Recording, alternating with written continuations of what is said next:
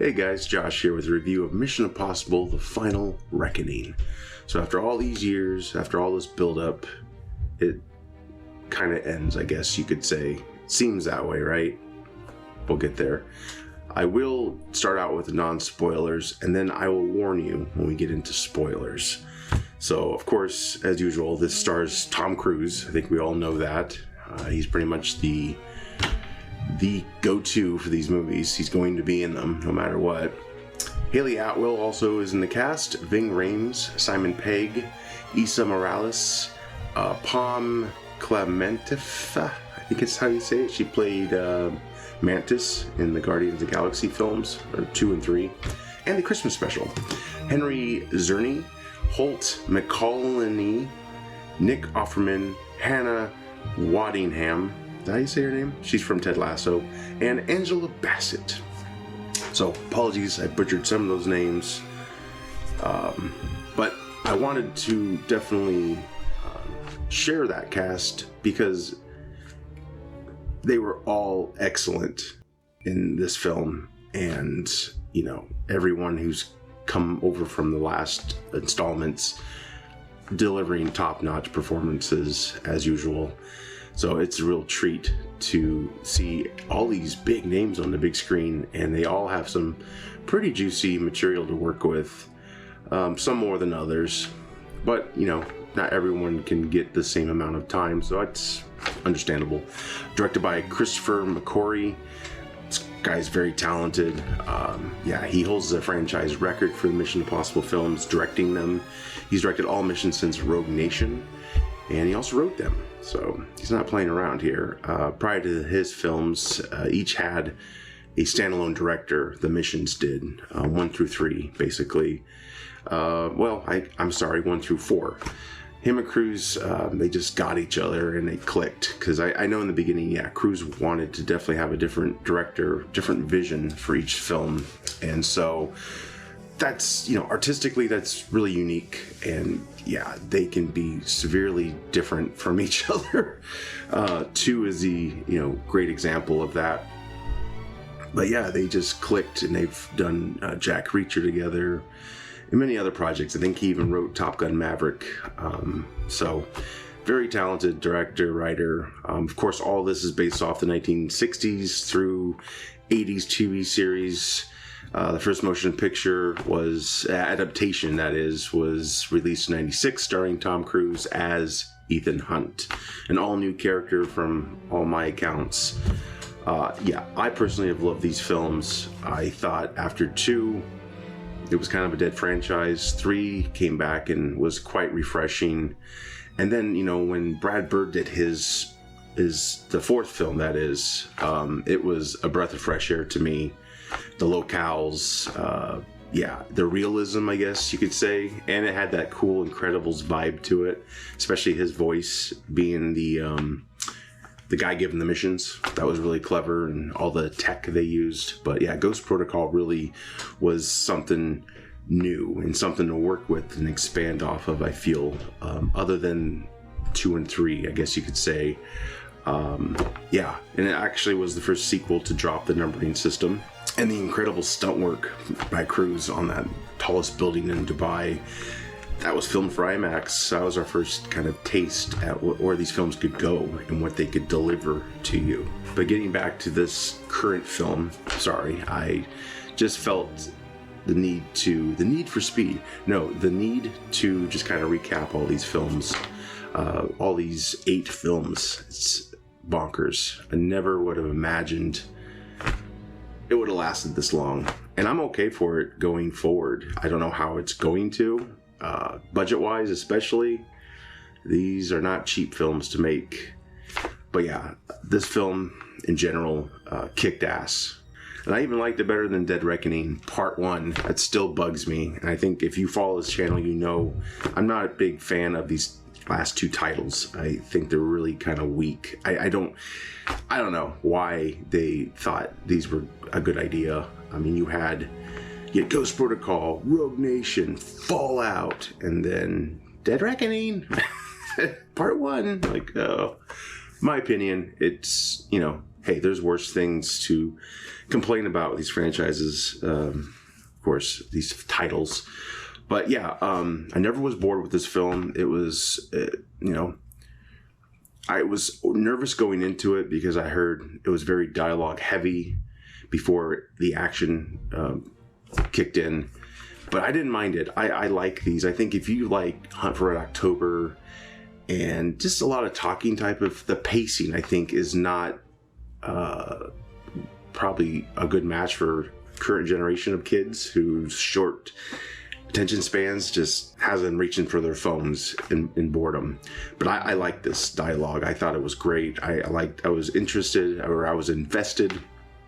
I was invested with all the material they were throwing at us. And yeah, one of the complaints, and I do get it, was some of the repeating factors were a tad annoying. They just kept going over and over what this entity was. But I think overall they're just trying to help the audience, the whole audience, not just the ones who've paid attention and all that. So I forgive that, of course. The whole entity angle, I think, really pushed the realism in this franchise. I guess it's not a huge stretch. They've pushed realism before. I mean, Cruise's character in real life would probably be dead by now, let's face it. But the whole AI technology is definitely a threat in our world.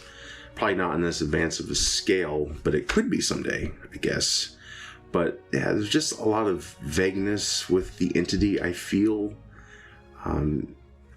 Yeah, I'm not really sure exactly in the end. And I'd probably have to maybe read the synopsis again to understand it and go back and watch both movies.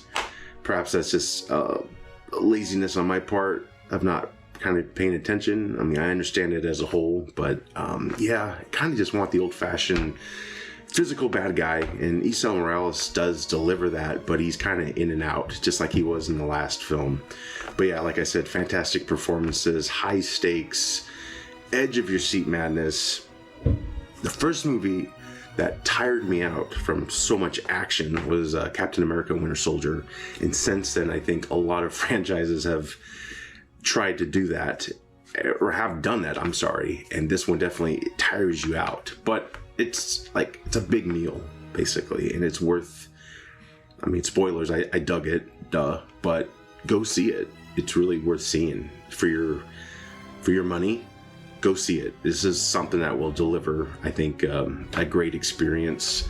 Might not love the whole thing. It does have some shortcomings, but these aren't like Oscar caliber films, so it's just a good time. They're good popcorn movies. Tom Cruise loves popcorn. That's how he humanizes himself with us. But yeah, they're good popcorn movies. Yeah, go find a discount day at your local theater. Check it out. It's totally worth it. So with that said, we're going to get into some spoilers.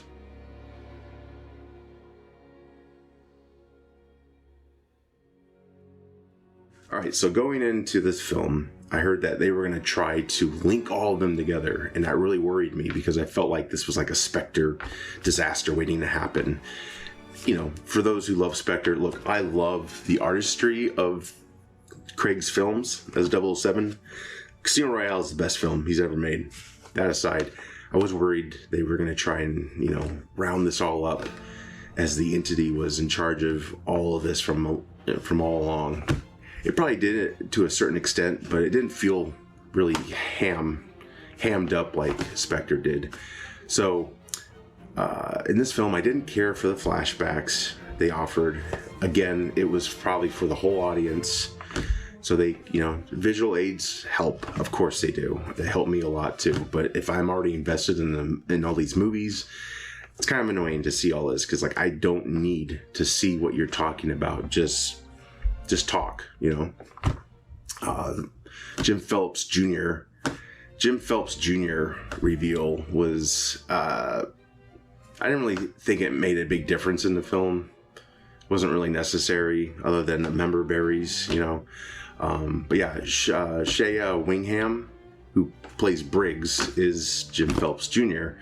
So there is that dynamic, and recap of the first film, obviously, which sucks because I think that still divides fans who love the series, TV series, and the films, because Jim Phelps was the good guy. He was always a good guy. He was always a leader. And to make him a bad guy was, of all the things George Lucas does, why can't other filmmakers kind of go back and fix some of these wrongs, like change Jim Phelps' name to something else? Because you didn't really need it to be Jim Phelps. I think it did was suck you into the movie, give you some familiar name, not a face, because Jon Voight was not the actor in the TV series. But that, I don't know, still feel that was unnecessary. Still dug the film, but moving forward, this doesn't really offer anything new. It's just, it's kind of one of those connect the dots, which I was like, oh God, is this going to be the whole movie? Like everyone's related to somebody we've seen. Agent Donlow, holy crap. Rolf Saxon, I think that's how you say his name. He's from the 1996 film. He's the one that got poisoned by Ethan Hunt and his team and had to keep leaving the facility to use the bathroom, use another facility. So I was very pleased they brought him back. Was a little nervous at first, but oh my God, this guy, he had so much dialogue in this film and so many scenes compared to the first outing. Great actor. And man, he made a lovable character. His take on it in the 96 film was very limiting, he was just one of those, and who knows, he never probably was going to be brought up again until they were able to go this far forward and be like, hey, let's do some callbacks. Dug it. It, matched up to everything. He got shipped to Alaska, met the love of his life. He really had a great life. And that was a great scene between him and Ethan. Ethan being like, I feel bad. I'm sorry. I should thank you and apologize. And the guy's like, no, don't need to. And his character was redefined. Obviously, he aged like the actor. He had a lot of wisdom. He was a fully developed character. Spoilers, I'm glad he survived because I felt he was going to bite it a few times, and I kind of expected that. And they showed the classic knife from their first encounter, which was like, how did that make an appearance? Did he hold on to that knife? I take it. Maybe I missed that part. I'm not sure, but that was cool. That was cool. I remember seeing it in the previews, worrying about it again, like, oh my God, we're going to bring all these trinkets out. It's a little too much. Kittredge, I still don't know if this guy is a good guy or a bad guy. And I'm probably maybe not in tuned as many of you are on this character. He's power hungry. I get that. And of course that was probably established from the first film. But I also wonder if he's the White Widow's father, which is Vanessa Kirby's character, who's Max's daughter, because they kind of had a flirtation thing going on in the first mission in that train scene. And then the last movie, Dead Reckoning, Part 1, he said, oh, I hadn't seen you since you were in your mother's garden or something. I don't know. It kind of played around with, maybe they could be father and daughter. Loved seeing him back. Great character actor from the 90s. He's been in many things. He's fantastic. General Sidney, played by Nick Offerman. He saved the president's life. It was wonderful because I thought he was going to be like this turncoat, because he asked for the firearm and all that. I'm like, oh, great. But he went out like a baller. Like he just really had a great purpose in this film. Not a whole lot of dialogue, but still pretty damn cool. Hayley Atwell is Grace. Not sure if she is Hunt's lover or not. Hunt's character and Rebecca Ferguson's character, Faust, they kind of played that angle. I don't know if, like, with that character, Ferguson's character, if they ever, like, consummated the relationship. And I wish she had survived. It was a bummer. She left, I think, because they didn't have too much for her to do. Now, they could have probably made her the Grace character. Obviously, not the Grace character, but expanded on her character in a Grace sort of fashion. But yeah, it is what it is. Don't hate it. I love Hayley Atwell. I'm glad she's got a big movie she's in, besides a Marvel film. Ving Rhames. When they introduced him in this film, he was kind of in bad shape. He had like a nurse's uniform on or something. Like he was self-medicating himself, I think. I don't know if it was exhaustion or just he had cancer or something. I missed that. I don't know if they talked about that in the last film, but I think the idea was he was so busy working on this this entity cure that he basically like it just sucked the life out of him. So I wasn't too surprised that he, bought the farm. They kind of set that up so it wasn't as harsh, the whole bombing thing. But that was sad. Ethan, you felt his desperation to save his friend, because he's always been able to save his friends no matter what. But yeah, R.I.P. to Luther. Great character. Been with the franchise. He's been in every Mission Impossible film. I'm just happy he stayed in it, even though he wasn't in for much till the end. Yeah, he was always around. So I'm happy that they got to use that character more and more, and him and Benji kind of working off each other was really cool. Issa Morales, I'm thrilled he's the bad guy. It had this much attention and part in a big film like this. Like I said, his character's kind of vague. The whole like past thing with him and Hunt, I wish they would have either not talked about it at all or not shown a flashback to it, because I'm just curious, like what was the whole story with this? Who's that girl?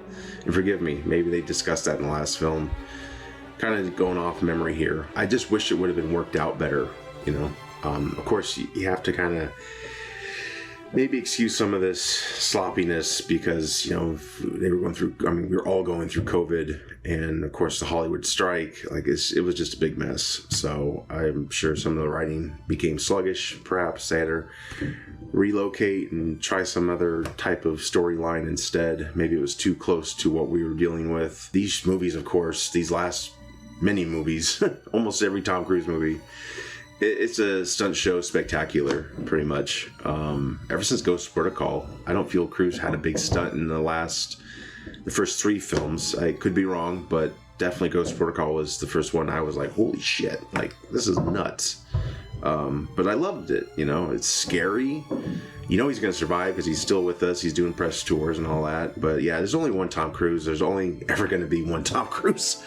I don't think anyone's as crazy. He's a madman. I don't understand how. I don't know. He's just. I don't know. I don't know if Scientology has anything to do with it, but I'm still not going to join up. Sorry. Not sorry. Yeah, he just wants to entertain you. He's very desperate to entertain you, and he does it, and he risks his life doing it. And yeah, I applaud him for that. All right, let's talk airplanes. Didn't disappoint, this whole airplane battle. It really brought the realism to me. And it's 2025, and we have two 80s stars on the big screen battling it out, flying these fuckers around. It's wild. It's crazy. Kind of feel like maybe HBO's Titans helped Morales get this part, because other than that, I don't think he's done too much lately to garner much attention, sadly. I think he's a great talent. I really do. I loved him ever since La Bamba. Yeah, he's great. It's just great that, yeah, we got two 80s stars up here. It's wonderful. More of it, as long as they're in good shape and it's realistic, I guess. But yeah, that was just breathtaking. And on your seat, adrenaline rush, it just had it all. And it's so nice looking without it being the CGI fiasco we mostly see these days. And you know what? I don't think actors need to do stunts, but I think we need to bring back some more actual stunt work and get rid of this CGI shit. It looks so fake. It takes you out of it. The Marvel films do that to me now. I will say the Thunderbolts felt like it was a nice return to actual doing stunts, realistic looking stunts without a green screen much and all that. But yeah, these films, just alone for the visual appeal, are worth seeing and buying, I would say. If you don't want to really tune into the story, just do some laundry while you have it on. It's awesome. All the locales. I said this in my last review. I want the Bond films to be more this way. And I hope they will become that way. I have no idea. Or much faith, maybe. Someday I think they could return to this type of form. But yeah, until then, yeah, these are a great treat, and we're getting them more consistently than a Bond film. So I think it's been average 3 to 4 years between them, which is great. It's great. It's not so after another tiring you out. But yeah, is this the end of this franchise? I'd say maybe for Cruise, maybe he'll take a supporting role if it goes forward. Because, yeah, of course, he didn't die. And I thought he would. But, yeah, everyone survived except Luther. But, yeah, overall, this was a great run of films. If this is it, this is it, you know? It's still something to have as a collection of films and revisit from time to time. And I'm glad there's still potential for more because, yeah, it's a spy series, a TV series it was, and there's more characters they could do. So many more characters. I'm for them doing a different team each movie. I think that would be very refreshing. Ethan Hunt kind of became this, like, god-like amongst them. And, I mean, that's all right, but the whole aspect of the original film... And they have honored that, I guess, the team dynamic, of course. But, of course, one team member is the elite versus all of them. But who knows when this will be picked up again. It's a lot to live up to, and it probably won't be given the same budget, unfortunately. The last few films made a lot of money on the big screen, but I don't think they've had as much return in profit for the studio as they wanted. At least the last two kind of underperformed. It's so weird to say they underperformed because I think the Dead Reckoning made close to $1 billion, I think, in the end. So, but yeah, you know, they put a lot in these films, and without Cruise, I don't think they'll definitely get a huge budget. Maybe they will, but we'll see. We'll see. Hey, I will be down for more if they ever want to do more. Overall, this movie was, in the franchise, aside from 2, that's the weakest, in my opinion. It's just a big, glorious meal that, we're lucky to have. And just well done. Well done. So, yeah, go see this film. Support it. I strongly encourage you to do so. And buy it on physical media. It's one of those films, like, it'll test your surround sound, and it's just going to be like a big epic presentation. It can be for yourself. It's what movies are all about. So, I'm exhausted now. Probably like Tom Cruise. So with that said, I'll be back in some form on this channel. Until then, take care.